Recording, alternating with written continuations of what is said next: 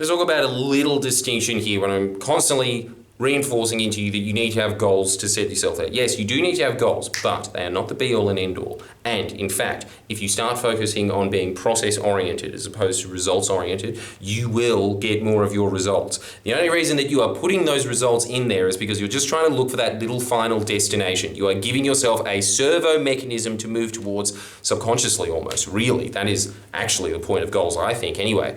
It is just to say, I want to be achieving these things. You just want to have your little time that you get to sit there like you're a little kid sitting on Santa's lap saying, and I want a sled just like yours, Santa. In fact, give me yours because I want it to be vintage and have good retail value when I sell it on Cars Guide.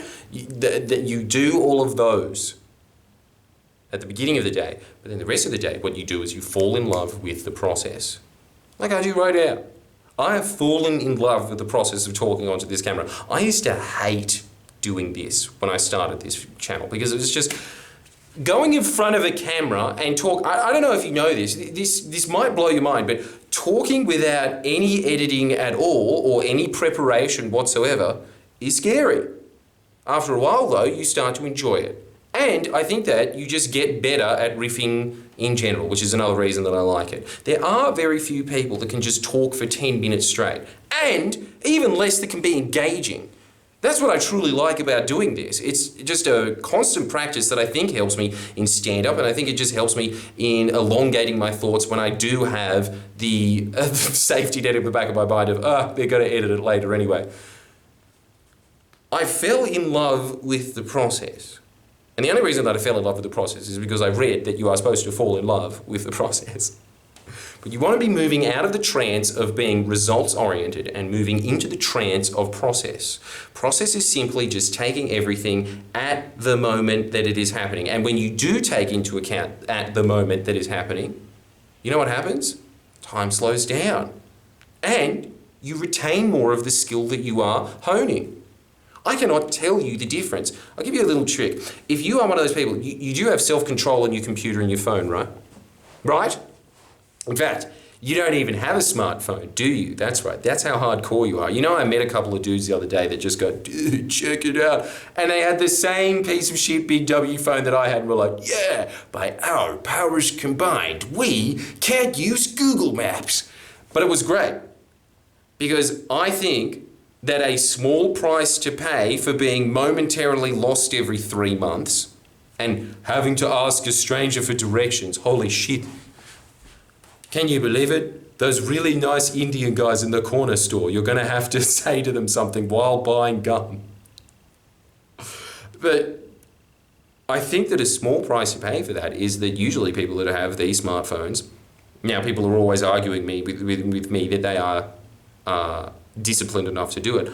I don't think you are. I could be extremely wrong. I don't know who the fuck you are. There's a really bold claim to make. But I truly do think that. I truly do think that you cannot be in as much concentration as somebody who is just sitting there, doesn't even have the temptation in the first place, can't. They are just sitting there with no distractions. All they have is their work.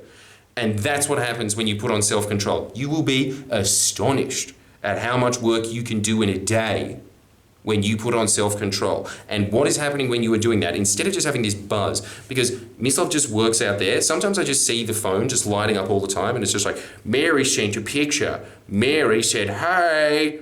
Callum said, hey bro, what are you up to now? It's 2 p.m. I'll tell you what he's up to. He's up to fucking working. That is really what you should be doing for those 12 hours, right? But the whole thing is that it's just become normalized that you are not supposed to be working anymore, ever.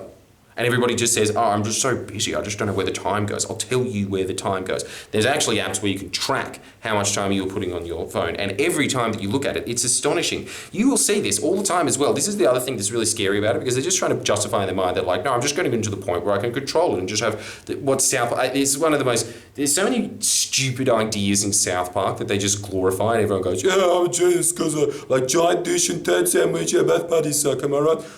But the other one is that they just had this idea that like discipline is doing something when you want to and when you don't. No. you want to just not have the distraction in the first place. You want to have the discipline to just not do the sin. Because the people that are always using that app that just tracks how much time it is, they'll be like, look, when I started it out, I was using it 3 hours a day. A quarter of the time that you're awake. All right, that's not fucked up, but then they're just like, and now 2.5 hours. I claimed half an hour back. Well, I suppose that's something. But the whole thing is that every time you look at your phone, it's proven that it takes like 10, 15 minutes for you to just go, oh, that's right, I'm supposed to be working again. As opposed to the person who that whole 15 minutes was in a trance-like state, focusing on it, being process-oriented. That's what I want from you. And I think that the way that you should get into this, I've just got the point now that I've just bought. I swear that this is exactly what I was just craving, right? What you are craving is just something that resets your mind. Because there's a point where you just be like, too much thinking, and you get out of it. And you want to be doing something else. I swear that is the reason that I'm attracted, like Troy McClure, to fish. But that's like I just bought a pimp aquarium for my office. And now, when I just go out of that, 2 hours stint of to be like, and go out of it, instead of going onto the internet, I just go out, look at the fish for 5 minutes, and it just resets your mind. Because it's just moving art. Little moving art installations, all of them little Mona Lisas, miracles. But it is, it's just something really relaxing about watching exotic fish swim around in water. Then it's just back to business. The other thing that I think that works, that tricks you into doing it, instead of just blocking out the entire day, which is what I used to do, and so there was just always this thing of, but I'll need the internet for some point. You know what you do? You block it out for an hour.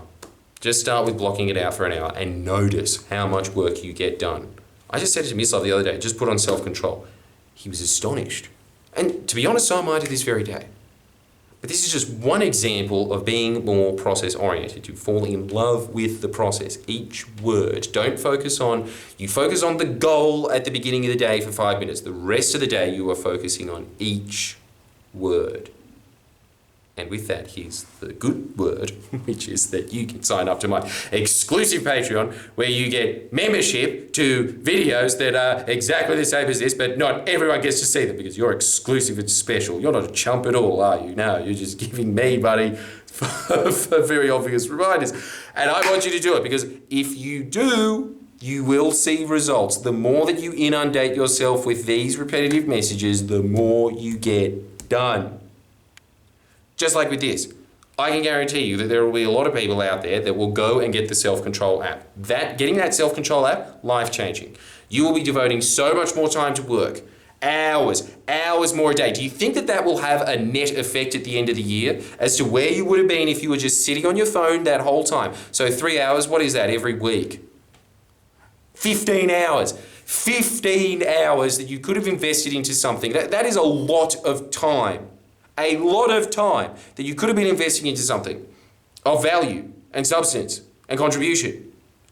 And do you think that if you were doing that over 50 weeks, I don't even know how much time that is. God, I wish I wasn't bad at maths, 150, let's just say 1,000 hours. I mean, but it would be close. It would be close to a full university year in terms of all the tutorials and lectures that you should be doing that you have just been going on your phone. And just having that reminder of getting the self-control, and even if you just use it for half the time, that's a huge improvement, isn't it? And I think that that is worth $2 a week. Make sure that you like this video, subscribe, and sign up to my Patreon. Thank you very much.